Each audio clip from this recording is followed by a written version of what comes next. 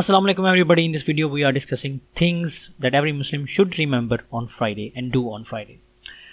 The Holy Prophet peace be upon him said, the best day on which the sun rises is Friday.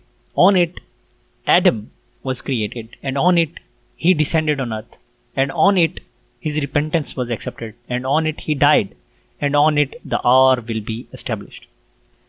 First of all, first thing that you should do is have a bath in a sunnah way.